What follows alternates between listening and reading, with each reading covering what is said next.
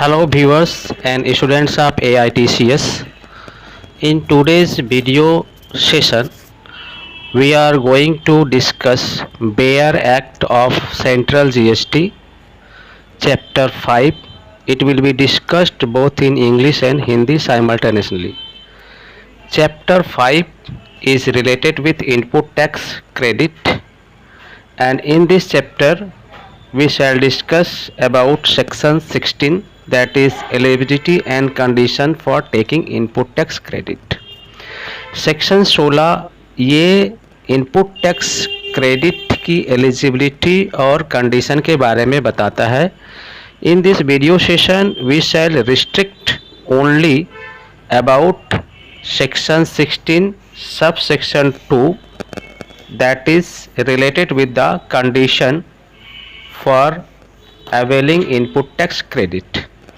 तो sub section 2 of section 16 में input tax credit लेने की जो शर्तें बताई गई हैं उसके बारे में हम लोग जानेंगे. तो चलिए पहले देखते हैं सेक्शन 16 की सब सेक्शन 2 बेयर एक्ट क्या बोलता है. तो ये सेक्शन 16 की सबसेक्शन 2 है. Let us read it. Notwithstanding anything contained in this section, no registered person shall be entitled to the credit of any input tax in respect of any supply of goods or services or both to him unless. तो इसकी simple meaning ये है, this subsection starts from not with standing clause. तो ये not with standing clause क्या है? Not with standing clause ये है कि इस सेक्शन में किसी बात के होते हुए भी, means it is restricting all the provisions only it will prevail.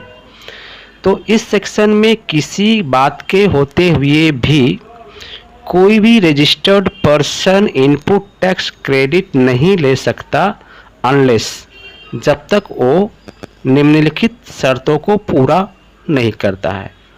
So according to section 16 subsection 2, if any registered person does not satisfy the conditions as laid down in clause A, clause AA, clause B, clause C and clause D. तो ये 5 clause में 5 conditions, 5 शर्तें दी गई हैं input tax credit की availment के लिए.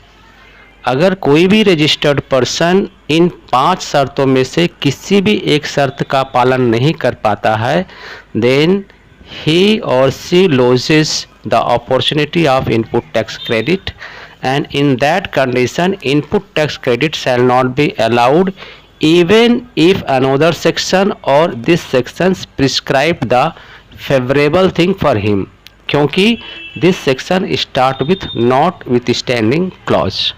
तो चलिए इस एक क्लॉज को पढ़ लेते हैं. सबसे पहले कंडीशन नंबर 1 जो सेक्शन 16 के सबसेक्शन 2 के क्लॉज ए में दिया गया है.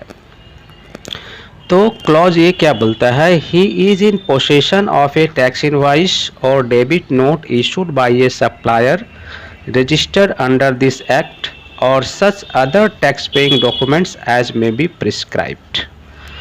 तो क्लॉज ए के कंडीशन में बोलता है कि कोई भी registered person input tax credit नहीं ले सकता जब तक कि उसके पास टैक्स इनवॉइस या डेबिट नोट जो सप्लायर ने इशू की हो वो फिजिकली उसके पास होना चाहिए. So the registered person who is availing input tax credit must have in possession of physical tax invoice or debit note in original.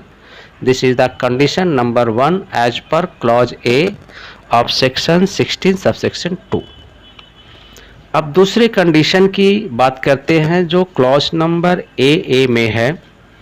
The details of the invoice or debit note referred to in clause A has been furnished by the supplier in the statement of outward supplies, and such details have been communicated to the recipient of such invoice or debit note in a manner specified under section 37. ये clause A ये बोलता है कि जो invoice या debit note supplier issue किया है, जिसके बेसिस पे हम इनपुट टैक्स क्रेडिट ले रहे हैं, वो इनवाइस और डेबिट नोट GSTR 1 में फर्निश्ड की हुई होनी चाहिए। Section 37 deals with the return of the outward supply.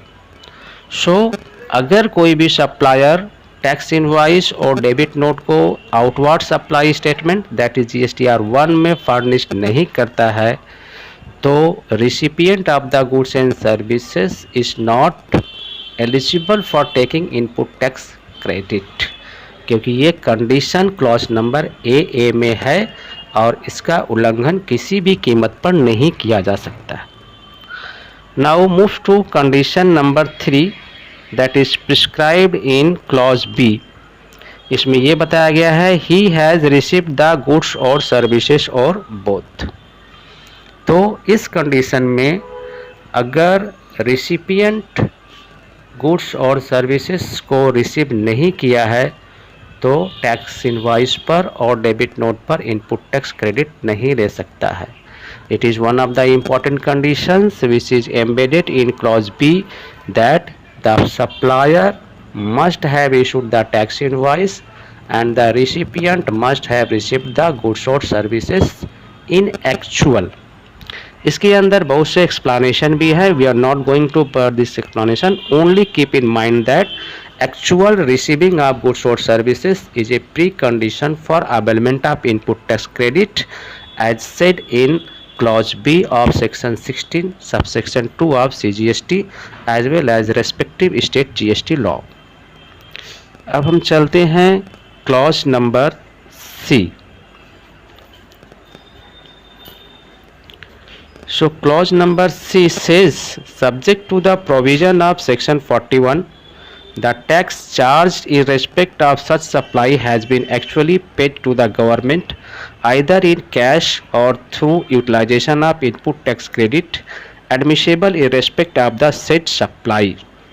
So clause C बोलता है कि the person means the supplier must have paid the amount to the government after adjustment of valid input tax credit which is accrued to him।